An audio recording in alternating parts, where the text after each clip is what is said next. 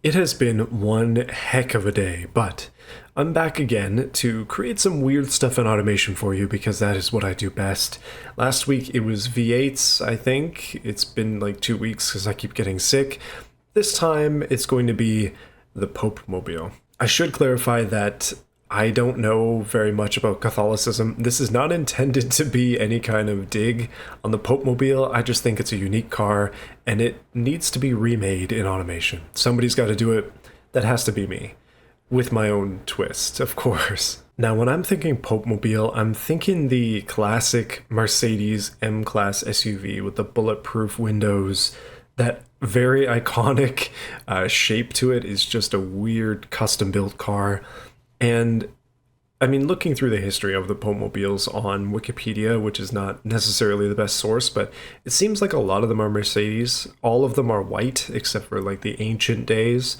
And then only some of them actually have bulletproof glass. Some of them are just outdoor, open, at least before an attempted assassination made them want to use bulletproof glass instead. But it seems like it depends on where the Pope actually goes, depends on what he gets driven around in.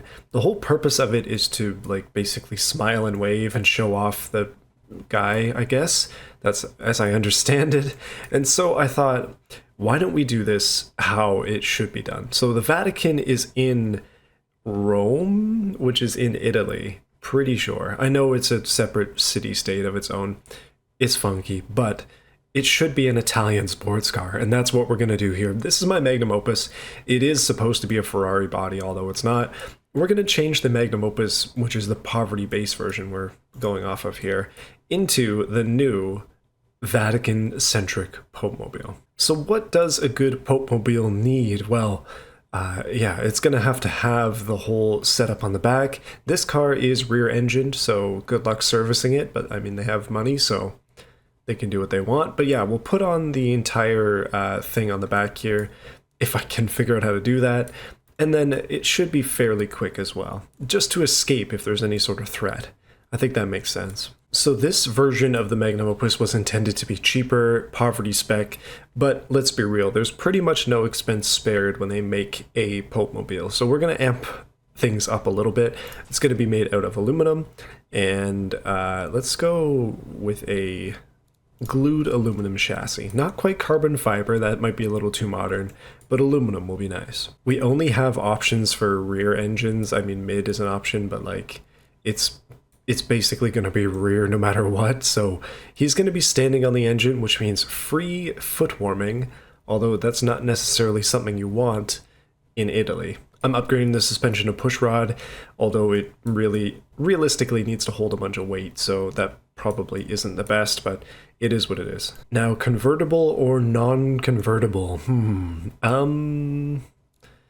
Probably convertible. Actually, the drivers are probably going to need to be protected, so let's go non-convertible, two-door. That does change the body a little bit. It gives us this back window here, which is fine. I can use that to build off of, so that's good. So the cars that I'm seeing and the one I'm sort of basing this off of, which is the classic M-Class, it's very subdued, and they do that on purpose, I'm sure, but white is the color, so it needs to be white. Just like that, that's a nice clean white, so it should be good. And yellow accents on the flags, but everything else is silver, again, very subdued, so that's what I'm going to go with. So I kind of need to sketch out how I want to do this because there is a decent flat area on here. It's hard to see because of the white, but the white is actually not helping at all. Hold on. Okay, I made the car matte so you can actually see its curves and edges and stuff.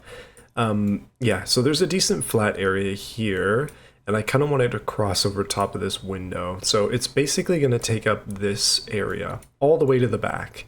And hopefully we can keep some of this back end stuff because I don't really want to redo all of it. But we will need new wheels, new everything. It's got to be prim, proper, and bespoke looking. So probably the best way to do this is to use windows. There are armoring kits in here. I have never tried to use this before. We do have sunroofs. These should be good for this.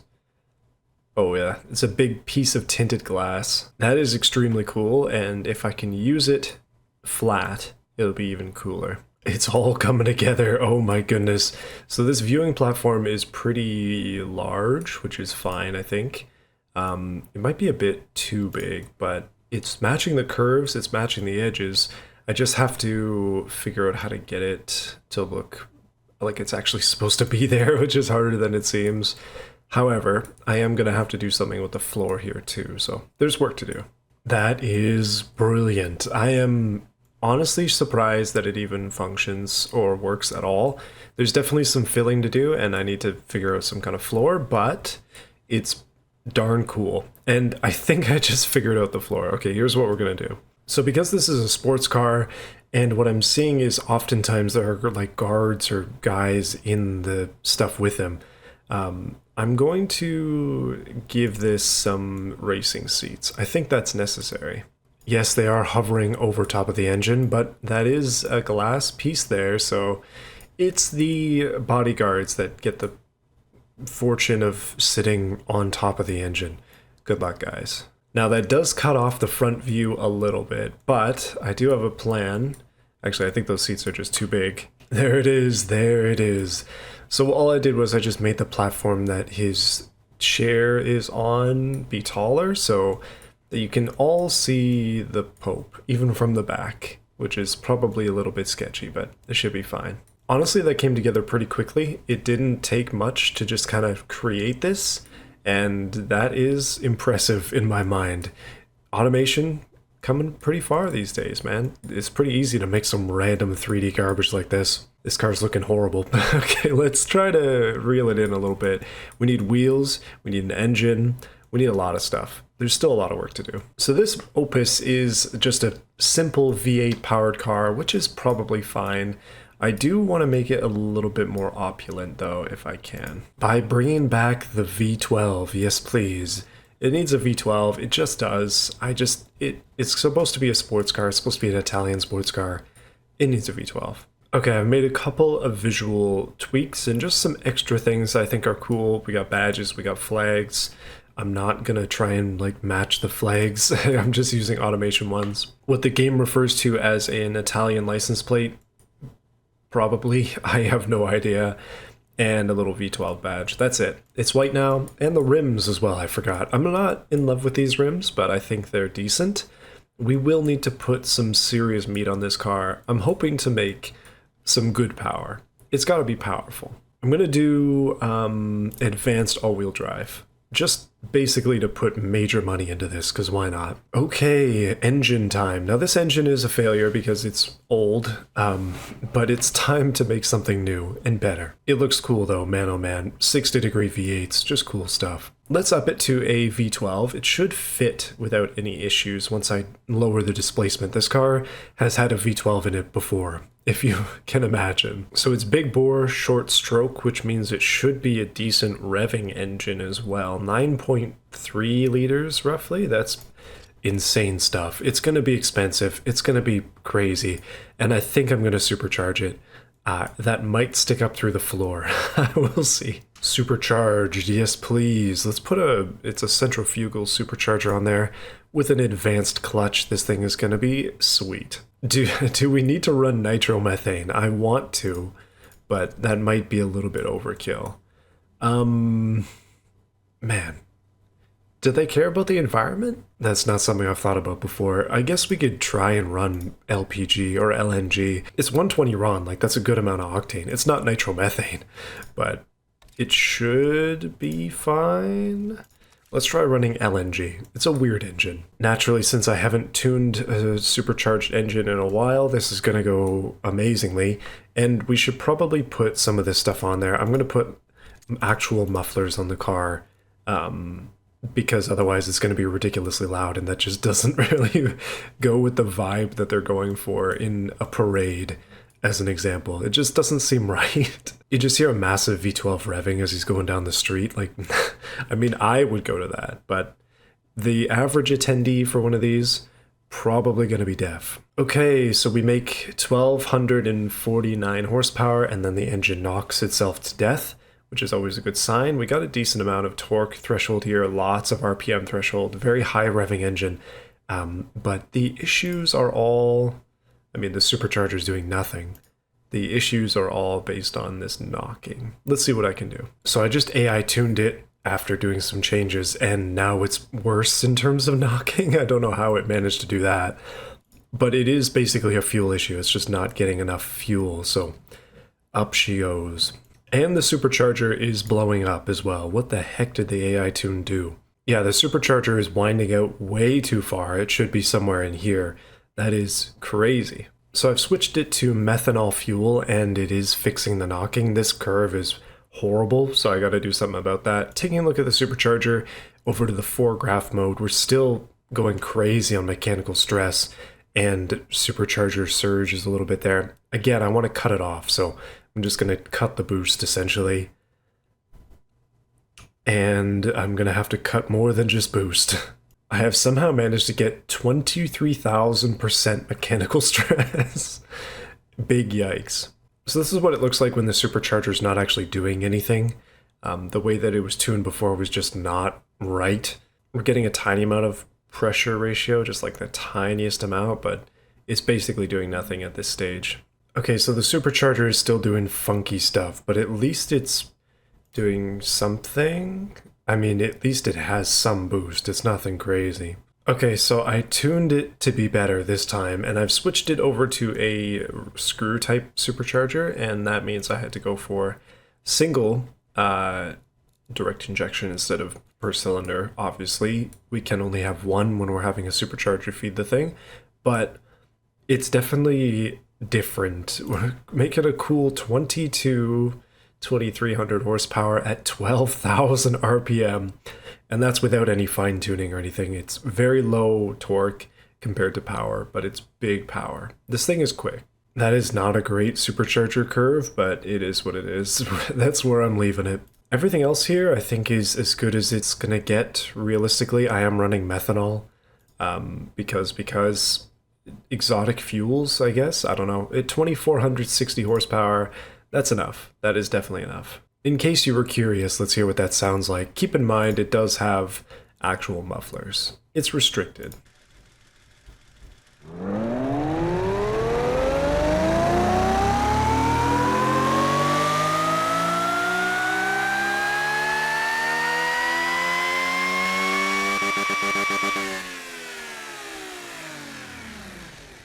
So yeah, I did hit the very top of the RPM limit there, almost 2500 horsepower, 12,000 RPM. It's going to be idling along, making 40 horsepower in a parade, so you're never going to see this, but at least it's there. It's cool, and I like it. Okay, I think that portion of the car is done. The engine is made. Now, let's see what we can do about the drivetrain. Just quickly looking, I want to see if the supercharger cuts into the supercharger cuts into the seats. That's unfortunate. Hold on a minute. Actually, you know what? Heck it. This guy has to sit on a supercharger. If you want to be a security guard, you definitely want the right-hand seat. Right hand if you're looking this way. So manual, probably not a good idea. Let's go dual clutch. Let's go 8-speed dual clutch. That's modern stuff. Let's go full race or full electric LSD with a rear bias because this thing is rear heavy. 0 to 100 in 2.2 seconds. Nice, very nice.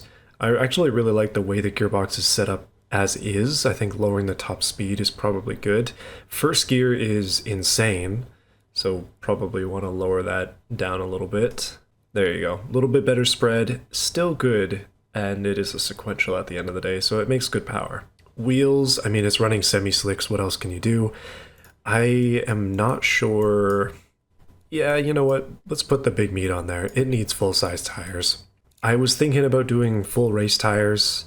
I mean, we could probably get away with that. Like actual drag tires? Nah, the semi-slicks are good enough for this car. At the end of the day, it should be fine. These rims, 17s, they're too small. We need 19s at least. A lot of dish going on back here too, so let's pop that out. It will not go out, so never mind. Yeah, I like the way this looks. I think it's going good. 19's on there, pretty darn good. Not the best sporty car stuff going on, but it's good enough. It's been complaining about brakes this entire time because they're too small, so I'm going to increase the size of those to the biggest they can be at the front and the back, and that fixes that. Aerodynamics, let's just give it a full race diffuser. That'll at least give us some stuff here. And if there's a lot of downforce stuff going on, but it should be fine as is. Interior, 2 seats. Let's just do like a race interior, because why not? And we'll give it the newest, fanciest stuff. Okay, so I went through the rest of the build and I basically gave it everything it needs, including comfort suspension. The thing weighs a lot. It's 1,700 kilos, which is a lot, mostly on the rear, but it is darn quick with nearly 2,500 horsepower and some insane forged 19-inch wheels, semi-slicks, rear engine supercharged V12 because of course, and yeah, there's basically no weight here. All of it is here. It doesn't make sense? No. Is it going to be fun? Yes. Let's go to BeamNG. This feels right at home here. My goodness. Welcome to Italy. Welcome to the Popemobile. Let's go for a drive. This car is a little bit louder than I thought it would be. Also, it's idling at 2k RPM for whatever reason. Let's go for it.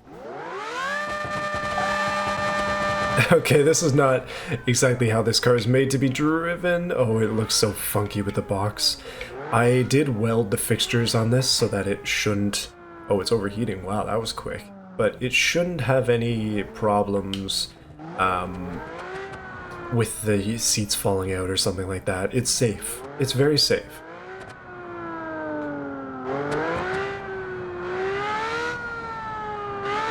The fact that this car is overheating is not good. I don't know why it's doing that. And that's kind of awkward as well because this is supposed to be a very reliable vehicle. And yet here I am overheating this thing. I should have put up the cooling more, I guess. I don't know. Also, the fuel has gone down significantly and it's literally just been idling. So there is definitely something wrong with the way that this game is processing this stuff from automation. One way or another, things are not right.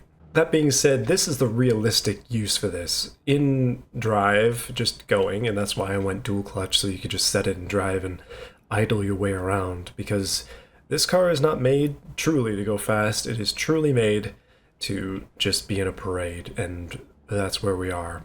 Just for the fun of it, I've spawned traffic, and this maybe will simulate a little bit more what it's like, or what it's supposed to be like to drive this, although nobody is conga lining behind me yet, so we'll have to wait a little bit.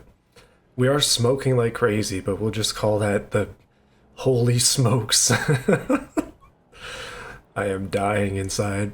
So, funny story, I was actually intending to record this yesterday, or maybe before then. Oh, there we go. Now the parade has started. Here we are. But I just keep getting sick. Like, I am constantly getting sick. Usually stomach-related things, followed immediately by some kind of cold. It's just insane. I've never been somebody who got sick, and yet I'm getting sick every 2 weeks. Genuinely no idea what's going on in the world these days, but it could be my immune system, it could just be me getting older, but I'm not entirely convinced. I'm wondering if there's just a million bugs going around these days. That being said, at least my voice is here for now, and that's why I'm happy to get this done. To record something and not just be doing YouTube shorts. Although those are fun too, you should check out my YouTube shorts. Guys, the Popemobile. Let me know what you think. What would you do differently with this car? Is it too flashy? Is it too quick? Some of you people who are actually Catholics, do you like the Popemobiles? Do you even care? I mean, I don't know enough about this stuff to know. It'd be very interesting to hear what the Pope was in if you've ever seen him in person. What kind of car was he driving? Or not driving, but being driven in. Oh wow, these roads are narrow. Oh my goodness, this car is wide. Maybe I've made a mistake. But yeah, thank you for watching everybody. Hopefully you've enjoyed this. I do want to take this car for a rip, but it is going to overheat and explode, so give me a second. Let's fix it up and then go for an actual drive. Dang, it doesn't look like I can add what I want here. I was really hoping to be able to increase the cooling capacity, but it doesn't seem like that's an option. Well, it is what it is. We're just gonna have to drive it all out even if it's broken to heck. Let's go for it.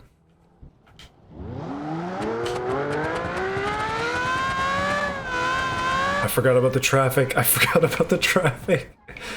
Okay, Italy is not the place for this.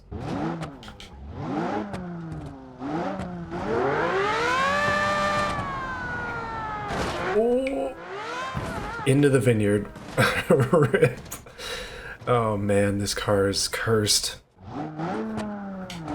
Okay, no traffic, no difficulties. Man, oh man, this sucker needs drag tires.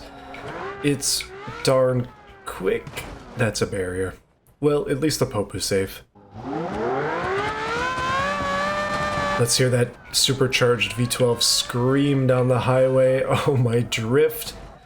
And it's forcing me to stop because I crashed. Come on, just let me scream this car. Okay, here we go. Here we go. Oh man, the tire burst. It was going so good. And again, we crashed, but the Pope is safe. Look at that. My enclosure is flawless.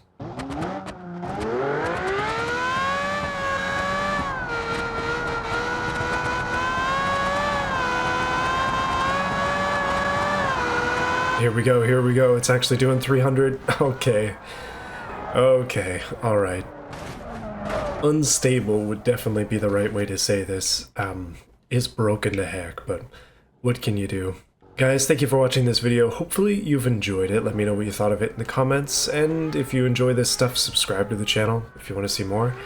And check out my other videos as well. I've made a ton of BeamNG automation videos for you to check out if you're interested. You don't have to.